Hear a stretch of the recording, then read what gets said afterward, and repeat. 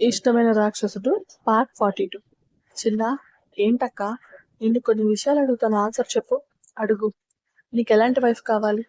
నాకు పెళ్లి చేయాలని ఆలోచన వచ్చిందా? ఏంటి ఇలాంటి క్వశ్చన్ అడుగుతున్నావు? అబ్బా చెప్పు చిన్న.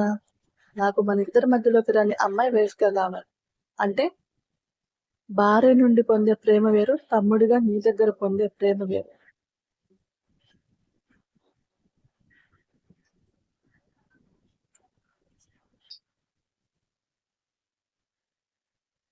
రెండింటికి లెక్కలు వేయకుండా ఉండే అమ్మాయి కావాలి. రాణా చెప్పింది చిన్న మాటే అయినా అందులో చాలా అర్థం ఉండడంతో చిన్నగా నవ్వుతుంది రాధిక. నా ప్రేమ నీ భార్య ప్రేమ లెక్కలు వేయని అమ్మాయి కావాలి అన్నావు. మరి అందం, ఆస్తి, చదువు ఇవేం వద్దా? నీకు నచ్చితే ఇవన్నీ చూస్తావా అక్క? లేదు కదా, నాకు కావాల్సింది నువ్వు మెచ్చిన మరదలు. నాకు ఒక షర్ట్ కొనాలంటేనే ఎన్నిసార్లు ఆలోచిస్తావు, అలాంటిది భార్యని తీసుకురావాలంటే ఇంకెంత ముందు చూపుతో వెతుకుతావు. నా మీద గట్టి నమ్మకమే ఉంది చిన్న నీకు. మరి నన్ను పెంచి పెద్ద చేసి నిన్ను నమ్మకపోతే ఎలా అక్క? సరే నీకోసం ఒక గిఫ్ట్ తెచ్చాను, ఎలా ఉందో చెప్పు అని చెప్పు చిన్న అంటూ పేపర్ బ్యాగ్ రాణా చేతిలో పెడుతుంది. ఏంటో అక్క ఇస్తున్న గిఫ్ట్ అని రాణా ఇంట్రెస్టింగ్ గా చూస్తుంటే కుర్తా చూసి రాధిక వంక చూస్తాడు. ఏమైంది చిన్న, బాలేదా? బాగుంది కానీ ఇది డిఫరెంట్ గా ఉందక్క. ఇది హ్యాండ్ మేడ్ వా? ఏ డిజైనర్ తో చేయించకుండా నిన్ను అభిమానించే వ్యక్తి నీ కోసం రెడీ చేసి ఇచ్చారు. నన్ను అభిమానించే వ్యక్తినా? ఎవరు? చెప్పను. పార్టీలో నీ కళ్ళ ముందుకొస్తారు, నీతో ఏదో పెద్ద సీక్రెట్ చెప్పాలంట. సీక్రెట్ నా? ఏంటక్క, నా కోసం నిజంగానే అమ్మాయిని వెతికేసావా? ఏమో, ఎవరికి తెలిసిందా? అక్క ఎందుకు కన్ఫ్యూజ్ చేస్తున్నావు? ముందు గిఫ్ట్ ఎలా ఉందో చెప్పు. చాలా బాగుంది, ఐ లైక్ ఇట్.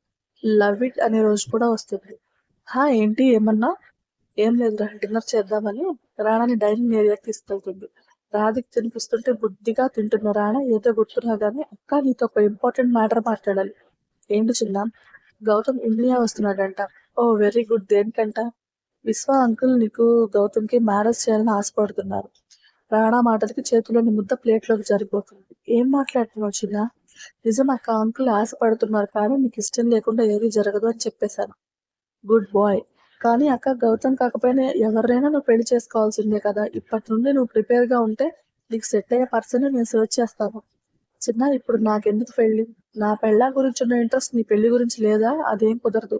నువ్వు హార్ట్ఫుల్ గా పెళ్లి పీటల మీద కూర్చునే వరకు సెర్చ్ చేస్తూనే ఉంటాను. సరే, ఇప్పుడు భోజనం చేసిన తర్వాత సెర్చ్ చేద్దు. మంచి అక్క అని రాధిక బుగ్గలాగి డిన్నర్ కంప్లీట్ చేస్తాడు. రాధిక తన గదిలోకి వెళ్లి బెడ్ మీద కూలబడుతుంది. చిన్న ఏమో పెళ్లి అంటున్నాడు. అసలు కృష్ణని యాక్సెప్ట్ చేస్తాడా? నా పిచ్చి కాకపోతే ముందు ఆ కన్నయ్య ఒప్పుకుంటాడా? ఉన్నోళ్ళు లేనోళ్ళు అని ఎంత సాధిస్తాడు ఆ బంటోడు. నువ్వు అంటే నా ప్రాణం తట్టుకోలేదు. వాడిని కాకుండా ఎవరిని నా పక్క ఊహించుకోలేను. ఏం చెయ్యాలి అని గోళ్లు కొరికేసి నిద్రపట్టక యశ్తో కాల్ చేస్తుంది. మంచి నిద్రలో లేస్తే హలో అంటే బయటికి వెళ్దాం, రెడీ అవ్వవే. ఈ టైంలో ఎక్కడికి మేడం అని నిద్ర మత్తులో అడుగుతుంది. ఏట్లోకి పోదాం, వస్తున్నాను అని ఫోన్ పెట్టేసి ఒకటే డ్రైవింగ్ మొదలు పెడుతుంది. తన రూమ్ బాల్కనీలో ఉన్న రాణా ఈ టైంలో ఎక్కడికి వెళ్తుంది అని రాధిక చుట్టూ ఉండే సెక్యూరిటీకి అలర్ట్ గా ఉండమని మెసేజ్ చేసి బెడ్ మీద కూర్చుంటాడు. ఎందుకో మనసాగక రాధిక వెనక వెళ్లిన రాణా బీచ్ ఒడ్డులో ఏడుస్తా ఒళ్ళో పడుకొని ఉన్న రాధికను చూసి చిన్నగా నవ్వుకుంటాడు. ఏమైంది మేడం అలా ఉన్నారు? ఎలా ఉన్నారు? బాధగా ఉన్నారు. నీ కాబోయే మొగుడు నాకు మొగుడిని వెతికే పని స్టార్ట్ చేస్తాడంట. ఏంటి అని అర్థం కాక అడిగిన ఏడుస్తా మెల్లిగా రాధిక మాటలకి మీనింగ్ తెలుసుకొని, ఓ అందుకే బాధపడుతున్నారా? నా బాధ నీ అన్న నా ప్రేమ ఒప్పుకుంటాడో లేదో అని.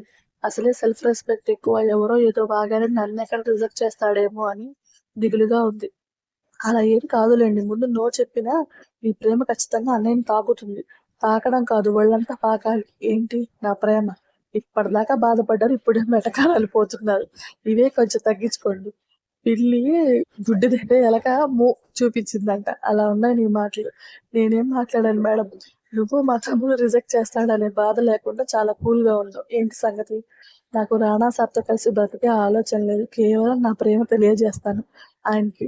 నేను ఎలాగో నచ్చను. నీ మాట మీద రెస్పెక్ట్ తాళి కట్టినా నా మీద ప్రేమతో చేయి వేయరు. దాన్ని నేను ఈజీగా తీసుకోలేను. మళ్ళీ రిపీట్ అయినట్టు.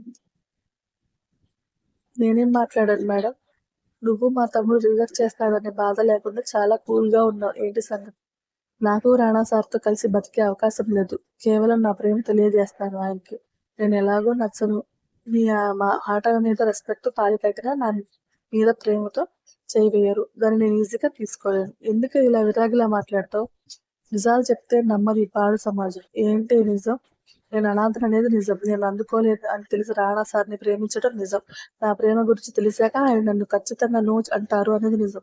నీ నిజాల నిరంతర వార్తలు ఆపివే తల్లి. నా మనసు బాగోగా నీకోసం వస్తాయి.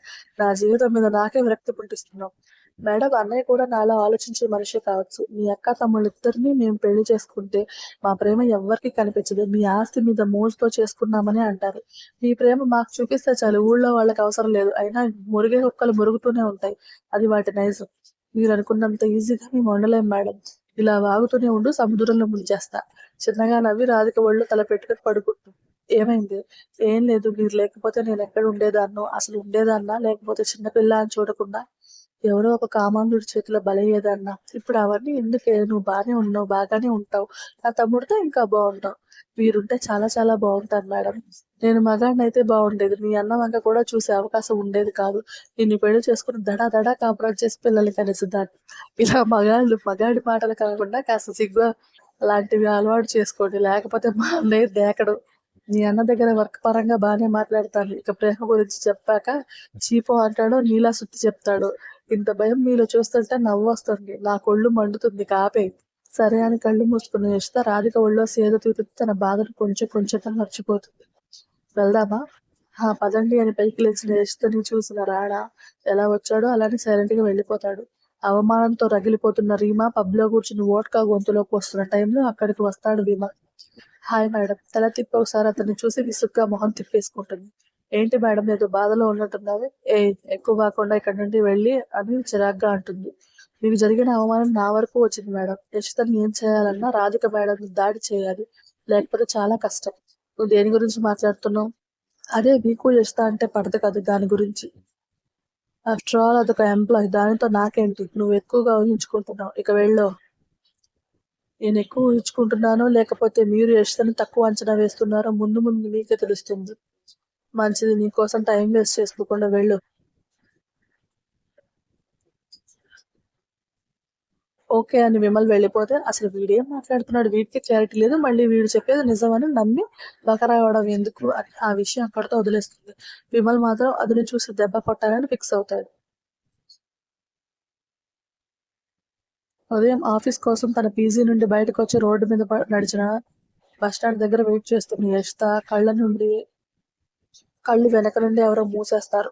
కంగారుగా ఎవరో అంటున్న ఆమె ఆ చేతి వేళ్ళ స్పర్శకి సంతోషంగా వెనక్కి తిరిగి సాగర్ నువ్వెప్పుడొచ్చావు అని నవ్వుతూ తమ్ముడిని హత్తుకుంటుంది. మార్నింగే వచ్చానక్క. నిన్ను చూడాలనిపించింది అందుకే వచ్చేసాను. సరే పద ముందు టిఫిన్ చేద్దాం. ఇప్పుడు తిన్నావో ఏంటో అని పక్కనే ఉన్న చిన్న హోటల్కి వెళ్ళి సాగర్కి ఇష్టమైన టిఫిన్ ఆర్డర్ చేసి ప్రేమగా తినిపిస్తుంది. ఆఫీస్కి డుమ్మా కొట్టేసి రాధికి కాల్ చేసి విషయం చెప్పి పర్మిషన్ తీసుకుని తమ్ముడితో కలిసి గుడికి వెళ్తుంది. గుళ్ళో దర్శనం అవ్వగానే రాధిక నుండి కాల్ వస్తుంది. Hello madam. ఎక్కడున్నారు? టెంపుల్‌లో. నెక్స్ట్ ప్లాన్ ఏంటి? ఏమో ఇంకా ఏం అనుకోలేదు. వాడెక్కడున్నాడు? నా పక్కనే. అది కాదే స్టే చేయడానికి ఎలా అని నువ్వు పీజీలో ఉంటున్నావు. వాళ్ళు అలో చేయరు కదా. అవును కదా మర్చిపోయాను. ఇదివరకు వాడు నాతోనే ఉండేవాడు కాబట్టి ఇలాంటి పరిస్థితి రాలేదు. ఇప్పుడెలా అని డల్‌గా రాధికని అడుగుతుంది. నేనొక అడ్రస్ చెప్తాను. అక్కడ 201 ఫ్లాట్‌కి వెళ్ళు. ప్లీజ్ వాచ్‌మన్ ఇస్తాడు. అలాగే థాంక్స్ మేడం. తన్నులు తింటావే లంచ్ ప్రిపేర్ చెయ్యి. నేను కూడా జాయిన్ అవుతానని ఫోన్ పెట్టేస్తుంది రాధిక. సాగర్ ఏంటక్కా? రాధిక మేడం నువ్వు స్టే చేయడానికి ఒక ఫ్లాట్ అడ్రస్ చెప్పారు. పద లంచ్ కూడా చేయాలి. మేడం కూడా మనతో లంచ్ చేస్తారంట. సరే పద మేడంని చూసి చాలా రోజులైంది అని సాగర్ కూడా అక్కతో కలిసి ఫ్లాట్‌కి వెళ్తాడు. స్టోరీ నచ్చితే లైక్ చేసి, షేర్ చేసి, కామెంట్ చేయండి. ప్లీజ్ సబ్స్క్రైబ్ చేసుకోండి. బాయ్. టాటా.